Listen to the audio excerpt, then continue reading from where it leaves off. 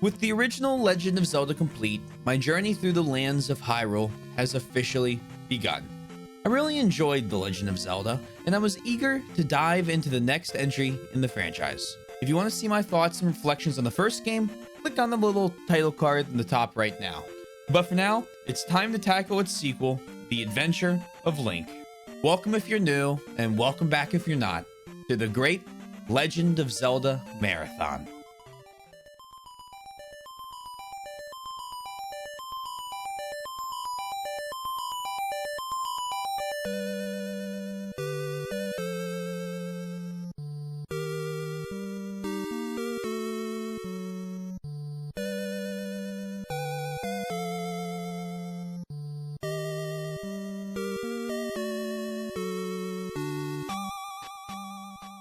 Now, as before, I won't be going into every little detail of my playthrough, but based on some feedback from the last one, I'll be adding a few live reactions to what I think are key moments about my thoughts of the game. If you want to watch me play any of these live, you can check me out on Twitch, link down in the description, or also down there is a playlist of all of the old VODs for these playthroughs. So feel free to check those out if you want to see any specific moments. Transitioning from the first Legend of Zelda to its sequel was a bit of a shock. There's very little stylistic continuity between the two. While Legend of Zelda was top-down, The Adventure of Link splits its perspective. Top-down for the overworld and side-scrolling for most locations. I'm not really familiar with this gameplay style. I've only played Hollow Knight and soon Super Metroid, but I was excited to give it a shot. And what I can say is that I've never played a game quite like The Adventure of Link, and I probably will never again. Let me address what probably every single person clicking on this video is thinking. This game is brutally difficult and introduces several mechanics that I really hope never return. Grinding points for health, damage, and magic bar upgrades instead of earning upgrades through exploration is a terrible downgrade. Losing all your points upon a game over with no way to recover them, incredibly frustrating. And I don't even know where to begin on my thoughts with the Iron Knuckles. Just fuck them. I hate them. For every time I struggled, whether navigating difficult areas, dying right as I landed the final hit on a boss, or trekking back to a temple from the starting palace, there weren't necessarily equal highs to counterbalance the lows. But I won't say it was all bad. Some aspects had a certain charm to them. Meeting NPCs in town, learning spells, solving different puzzles in the town to unlock them, and even most of the boss fights were genuinely fun and engaging to do. Sure, I cursed Thunderbird and Barba every time I fought them, but they were well-designed battles that made good use of the game mechanics. Casting Thunder to make Thunderbird vulnerable, jumping between platforms and hitting Barba's head, that was fun once I figured it out. I felt like with The Adventure of Link, I almost immediately threw out everything that I had learned while playing Zelda 1. The game starts in a palace beneath a sleeping Zelda, and as I took my first steps in the world, one thing seemed so glaringly obvious to me. Oh, look at that, I have ×3. It's like Mario. I have heard... I forgot. This one's 2D? Ooh, so close. Almost past me. I believe the term you're looking for is side-scroller, but future me knows what you meant. Zelda 2's premise differs slightly from the original. You're searching for the Triforce of Courage to awaken a sleeping Zelda. You've been given 6 gems to place in temples scattered across the land, and good luck. Short, direct, and to the point. Immediately, getting used to the combat and movement was a challenge. Contact damage has been my biggest weakness in the series so far, and Link's sword range is incredibly pitiful. I got hit by plenty of enemies on my way to the first temple, and I wish I could say my performance improved as the game went on, but no, it really didn't. I did, however, enjoy the way you could use your shield in order to block high or low attacks from either direction as long as you were facing them. I thought that was a neat little feature that made duels kind of fun. So there was a little bit of give and take. But one thing I really did enjoy was how alive the towns felt. Being able to talk to different citizens made the world feel more real, far better than the wise men and women hiding in caves in the original one, demanding my rupees for door repairs. The small puzzles in each city that led to unlocking new spells were also a highlight, for the most part. I liked helping random town people, but some puzzles felt like poorly designed. Specifically, the mirror puzzle. It was frustratingly obtuse. My playthrough came to a halt simply because I couldn't find a mirror hidden under a random table in a random building. And moments like that encapsulate my experience with the adventure of Link.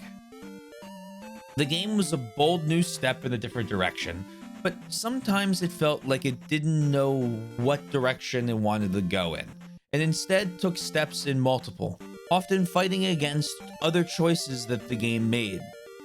Random encounters spawned at an infuriating rate, sometimes every 3 steps, and in areas with grass that slowed movements, you couldn't dodge.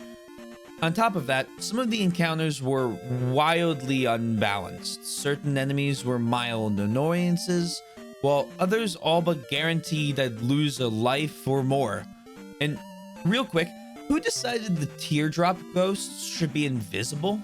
Dodging them was difficult enough, and I hate them. I hate them so much.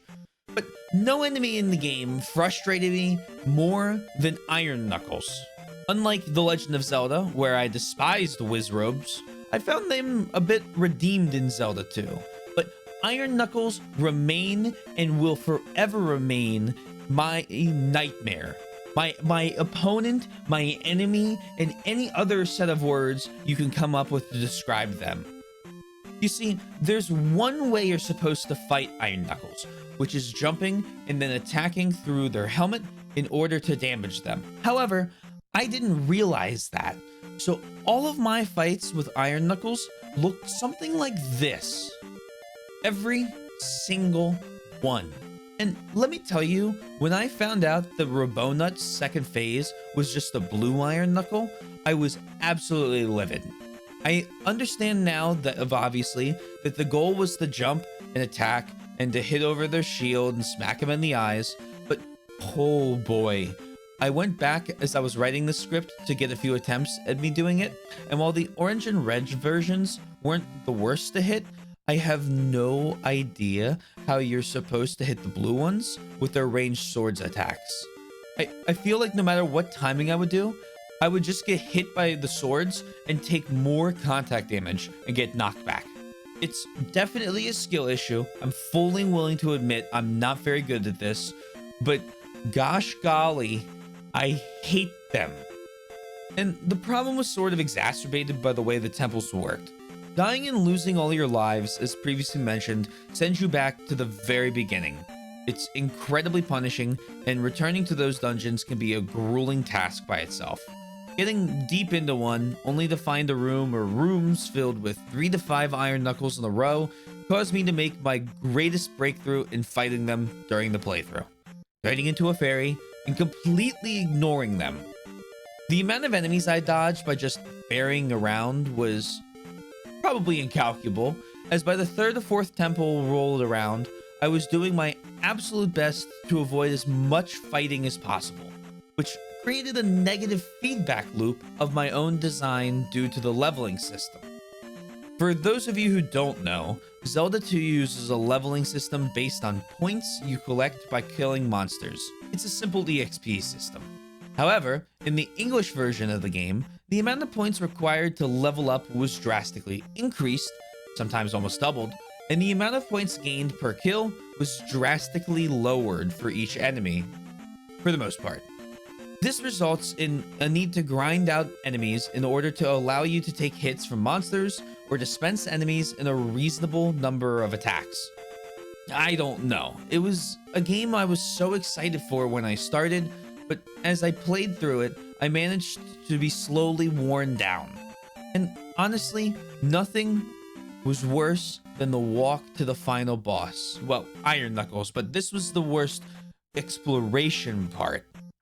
If anyone has played this game, they know exactly what I'm referring to. Multiple screens of insta-kill lava pits, multiple teardrop ghosts, and lizard men or different axe wielding enemies block your path. This part wore me down, and eventually I decided that I was going to have to grind in order to get all of my stats maxed. And thanks to the Orange Garrow and their 150 point drops, I started to make my way to the final temple successfully. It took a while, but we got there in the end. I go in and almost immediately die. Great. Back to the start. Wait, they spawned me outside the temple? So you're telling me the whole time they had the ability to do this?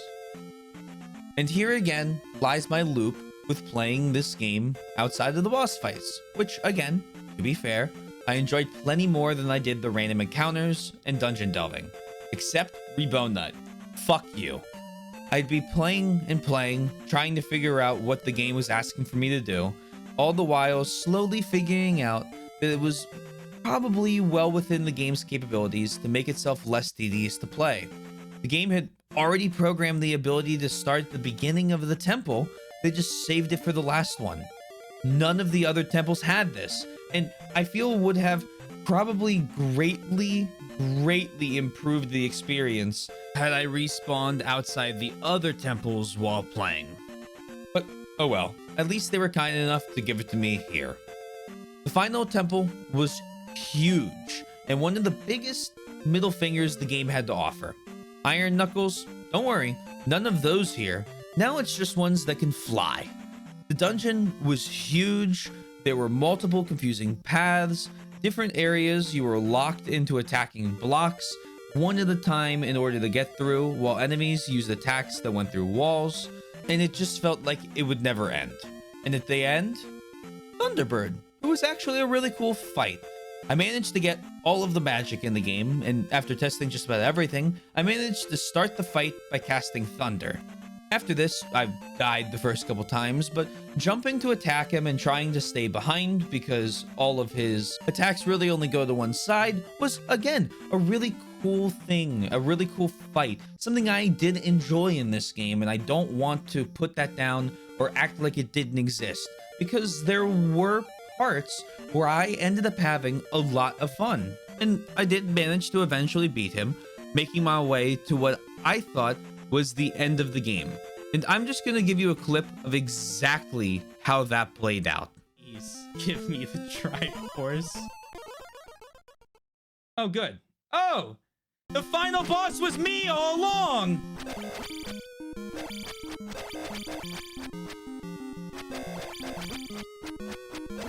Stay away from me! Stay away, I'm not. Stay away from me, please. Please, oh my god!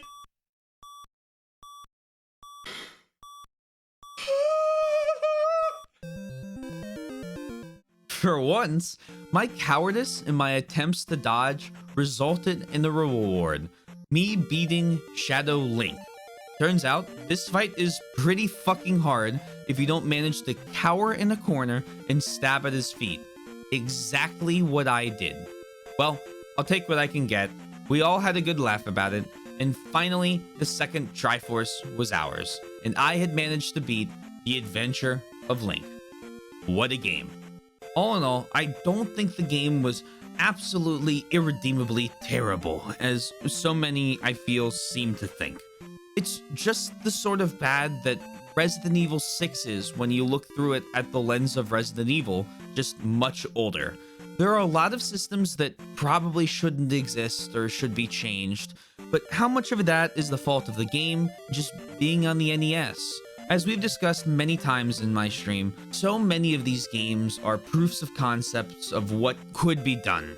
On top of that, much of my issue with how grindy the game isn't even the dev's fault, but the English localization. I wish some of the things I heard they had originally planned on putting in the game had actually made it in, like a dropped points bag that you could pick up, or maybe respawning you outside the temples. And again, there were things I really did like about the game. The towns were full of life, and the world felt more real. There were hidden, albeit sometimes poorly, items with clues that the townspeople would give you that resulted in a slew of magical rewards. The fact it was a side scroller was kind of fun. The map was larger than the original, or at least felt that way, and you could pogo off enemies, my favorite thing to do in Hollow Knight. The adventure of Link had its moments, and denying them feels disingenuous to how I felt about the game. I just sometimes wish that they had managed to occur more often or tied into the game better. I know, I might have just spent the last good bit of time absolutely ripping into the game, but it comes from a place of genuine care and curiosity. Sure, the game is older than I am by a long shot, and doesn't really, in the grand scheme of things, probably influence Nintendo as much as more recent Legend of Zeldas do. But as a game, it's really interesting, and I want to know why I feel the way I do about it. I don't know. I hate the whole negatively picking apart games, focusing on things I don't like. My stream is intimately familiar with me going on rants about Fire Emblem Radiant Dawn or Yakuza 5, and then immediately thinking, Oh man, I'm just being overly negative. it's not because I hate the games, it's far from it. I just want games like these to be the best it possibly could be, and the adventure of Link felt like it fell short of its own potential. It wasn't irredeemable, it wasn't a bad game where you had no chance of making up the differences for its shortcomings. It just didn't do itself justice.